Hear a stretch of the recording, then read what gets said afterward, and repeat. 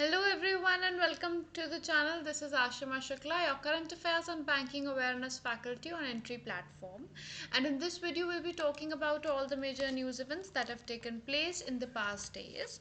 The discussion is going to involve all the important news events and we'll be talking about them in a bit of a highlights form. And at the end of the session, I'll be sharing with you a few questions in the format that can be asked in examination. So you also get a grasp on the idea of how these news events are going to appear in your examination. Starting on the discussion of news events, the first is that Reserve Bank of India has launched a booklet by the name Be Aware, which features a common modus operandi used by fraudsters and precautions to be taken while carrying out the financial transactions.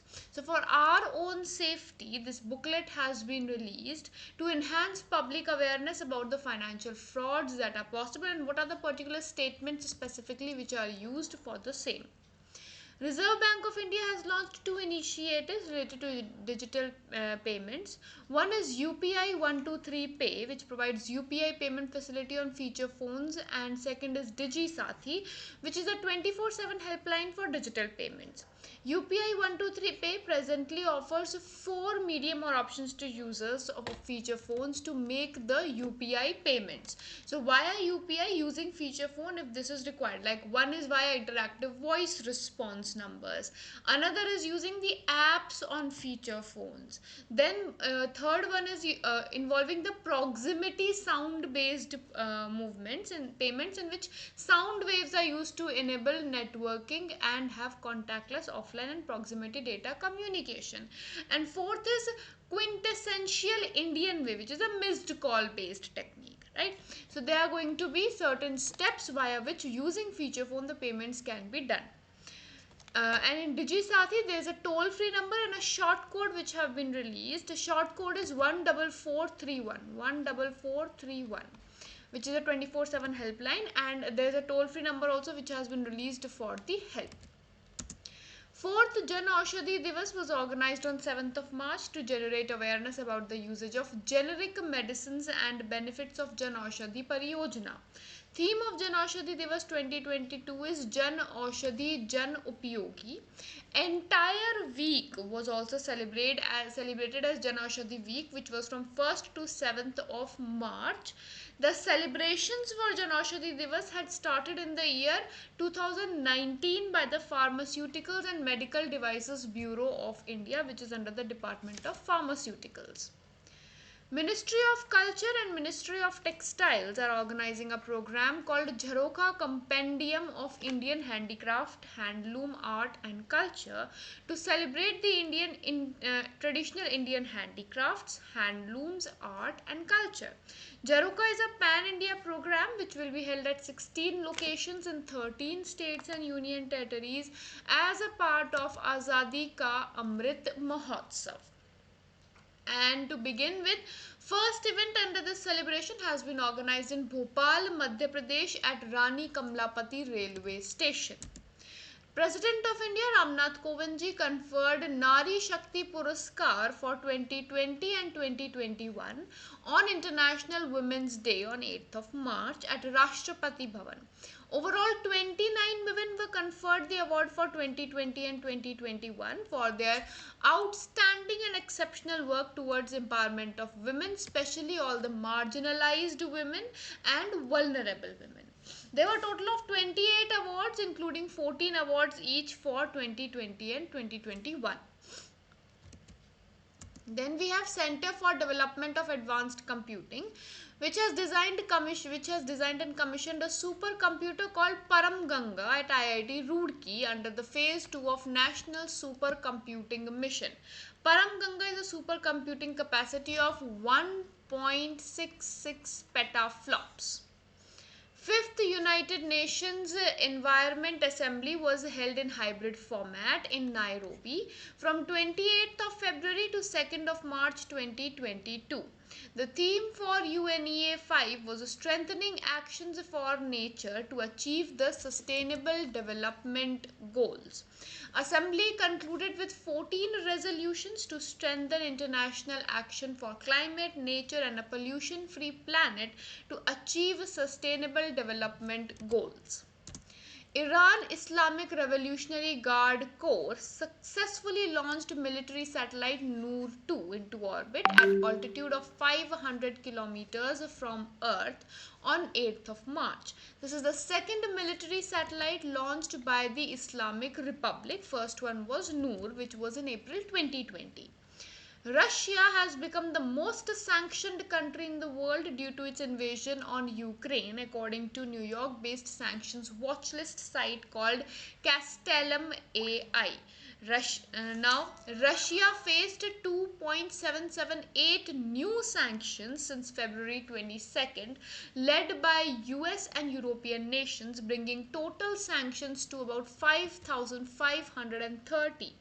They have replaced Iran. Earlier, Iran was the most sanctioned country, which is currently facing 3,616 sanctions over the last decade. For the second consecutive year, India has been termed as a partly free country in terms of democracy and free society, according to annual report titled Freedom in the World 2022, the global expansion of authoritarian rule by the Freedom House. It's a US-based NGO that assesses political rights and civil liberties. India's score was 66 out of 100 in 2022. Earlier, we were at 67 in 2021. India was a free country till 2020 when the score was at 71. Now we are a partly free country according to this study. There were a total of 85 countries which were termed free in this year's ranking. 56 were partly free and 69 were termed as not free. This report has been published since 1973 on annual basis. Mary Kom was appointed as brand ambassador for Lupin Limited's India's cardiovascular health awareness initiative called Shakti Campaign. Campaign aims to create awareness of heart diseases among women.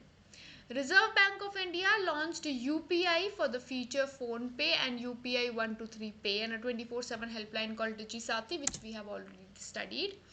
Study in India 2022 meeting was inaugurated in Dhaka, Bangladesh. It was organized by the High Commission of India. Event was inaugurated by the Education Minister of Bangladesh, Dr. Deepu Moni, and the High Commissioner of India to Bangladesh, Vikram Doraiswamiji. National Institute of Entrepreneurship and Small Business Development signed an MOU with Ministry of Rural Development. NESBUD is an autonomous entity under Ministry of Skill Development and Entrepreneurship. MOU was signed to develop a sustainable model to promote entrepreneurship at the grassroots level and therefore help set up startups which are serving the non-agri sectors.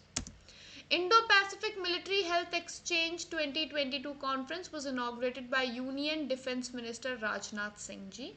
The conference is co-hosted by Armed Forces Medical Services or AFMC and US Indo-Pacific Command. It's held under the theme Military Healthcare is a Volatile, Uncertain, Complex and Ambiguous or VUCA World. It's being held from 7th to 10th of March. NPCI's flagship product RuPay was announced as an official partner of Tata IPL 2022 by BCCI, or Board of Control for Cricket in India, IPL Governing Council. 2022 Mobile World Congress was held in Barcelona, Spain, organized by Global System for Mobile Communication Association. Event focused on 5G and enhancing the potential of the countries in the same sector. RBI selected the fintech firm called Intellect Design Arena Limited to implement the upgraded version of cloud-native Intellect Quantum Core Banking Solution. Solution will lead to attaining digital transformation goals. E-Kuber of RBI, Government of India and India's financial system is supported by Intellect's Quantum Central Banking Solutions. This was all that was there for the news events highlights which we are going to talk about. Now let's have a look at all the important questions that can be framed out of the news events or related to the news events that we have just seen. One question is, what was the theme of International Women's Day? We all know Nari Shakti Award we had discussed, that was given, and we know that International Women's Day was on 8th of March. The question is, what was the theme this year? The theme this year was Gender Equality Today for a Sustainable Tomorrow. Then we have which organization organized the Indo-Pacific Military Health Exchange 2022 conference recently. Now this conference was organized recently by AFMS and Indo-Pacific Command. Therefore option D is going to be the right answer in this respect. Which ministry has the National Institute of Entrepreneurship and Small Business Development signed MOU to develop a sustainable model to promote entrepreneurship at the grassroots level? So for grassroots level, the agreement is with the Ministry of Rural Development for the purpose of Startup Village Entrepreneurship, which will be conducted. There was a Study in India 2022 meeting which was held recently. Now, where was this meeting organized? This was organized in Dhaka in Bangladesh. RBI launched which of the following feature for UPI payments using the feature phones? So, using feature phones, the facility which has been launched is UPI 123 Pay. So the full form is UPI 123 Pay, and this has been launched for making all the digital transactions via online mode or using the feature phones. There is a 4-step process which has been created. Be Aware is a booklet featuring the modus operandi of financial frauds and the common aspects which are there. The booklet has been released by which of the following organization? It is Reserve Bank of India which has released this booklet. RBI launched a 24/7 helpline also for digital payments. What is the name of the helpline that has been launched? The name of helpline is Digi Sati, which is a 24/7 helpline which has released a toll-free number also. They have released a chatbot also and a code number also. Now with this we'll be winding up this segment for the day, and I hope this session has been helpful. We'll see you in the next video with more news events. Till then, have a great day ahead.